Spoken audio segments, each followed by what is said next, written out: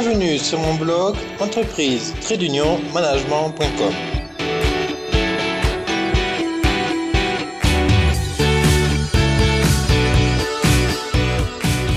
Le blog du commerce connecté, de la stratégie digitale, du marketing pour les commerçants, les indépendants et les artisans.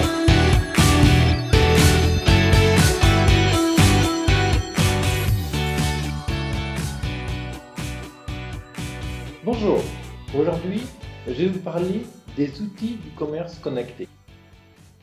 La crise, révolution technologique, révolution des habitudes du consommateur. Mais la crise n'explique pas tout, ne justifie pas tout. La crise, c'est le révélateur et un accélérateur de changement. Il y a 20 ans, c'était les entreprises qui concevaient les produits pour les consommateurs. Aujourd'hui, c'est l'inverse. Les consommateurs s'imposent. La révolution technologique, le web 2.0, l'e-commerce et un fait nouveau, 50% de détenteurs de smartphones. Apparaît aujourd'hui un intermédiaire entre le commerce de proximité traditionnel, tel qu'on le connaît, et l'e-commerce. Ça s'appelle le commerce connecté, le commerce digital. Alors, l'e-commerce ou la vente en ligne a été la révolution des années 2000, avec des succès et des échecs. Aujourd'hui, l'e-commerce représente seulement 5,5% du PIB en France. Autant dire que c'est très peu. Le commerce de proximité garde et restera une place privilégiée pour le commerce. Nous avons tous besoin et nous voulons tous un contact humain au quotidien pour nos achats. Alors, laissez-moi vous présenter un paradoxe.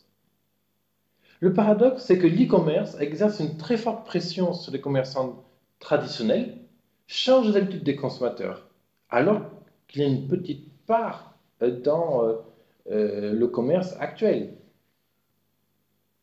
Aujourd'hui, le consommateur va sur Internet, compare les produits et les prix, vérifie les avis, et de facto, quand il se rend en magasin, il a déjà fait 70% de son choix d'achat.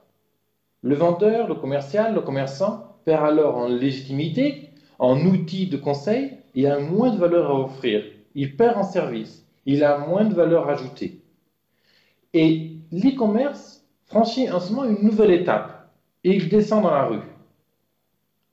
Ça veut dire que les e-commerçants, comme Pixmania, Top Achat, Amazon aux USA, ouvrent des magasins, ouvrent des points relais directement dans les villes. Les pure players, comprendre les entreprises qui n'ont que des sites e-commerce pour vendre, s'adossent aux commerces locaux. Les grands l'ont déjà fait, et maintenant les e-commerçants de taille moyenne le font, comme le jardin de Catherine ou l'entreprise de la maison.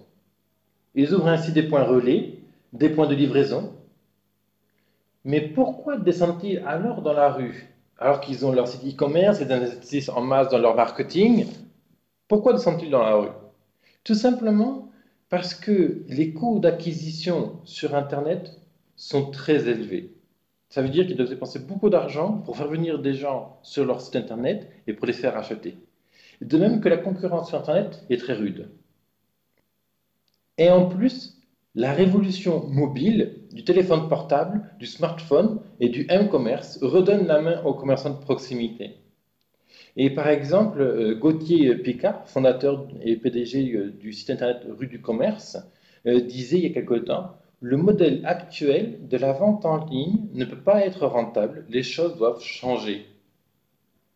Ce qui veut dire que les entreprises qui n'ont qu'un site e-commerce pour vivre ne peuvent pas se développer sereinement sur le long terme.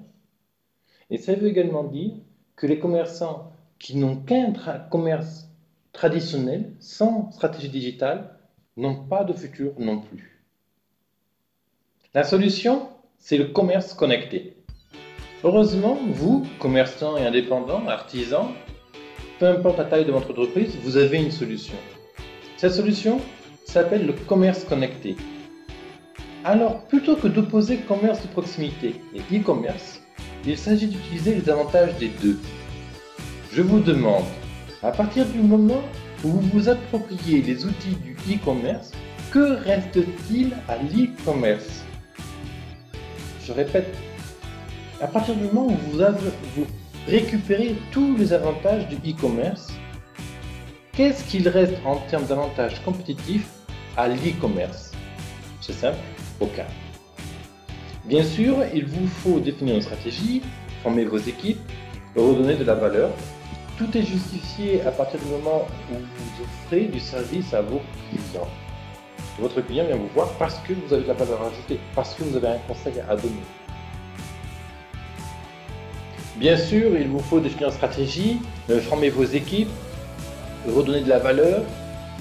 Tout est justifié à partir du moment où vous offrez plus de services à vos clients.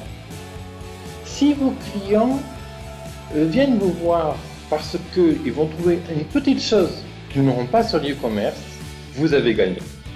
Et vous pouvez très habilement associer l'e-commerce, votre site internet, de l'information en ligne avec votre commerce local. Regardez bien tous les exemples de vente par correspondance, La Redoute, Les Trois Suisses et autres, qui ont depuis très longtemps développé des réseaux de proximité. Je pense aux relais de livraison. Les commerçants, eux, étaient très satisfaits d'avoir ces relais de livraison puisque ça faisait venir du client dans leur commerce et par la même occasion, ils découvraient leur activité. Et les ventes par les VPCistes étaient satisfaits puisqu'ils pouvaient livrer facilement leurs produits. Il s'agit ici de développer le même genre de stratégie. J'espère que cette introduction au commerce connecté vous a plu, que votre curiosité a été piquée. Vous aurez l'occasion sur internet de découvrir d'autres vidéos. Vous pouvez découvrir un article qui s'appelle Les outils du commerce connecté, dans lequel vous avez une vidéo faite par Benjamin Chaland qui vous propose une vision encore plus concise du commerce connecté. Voilà, merci, à bientôt, au revoir.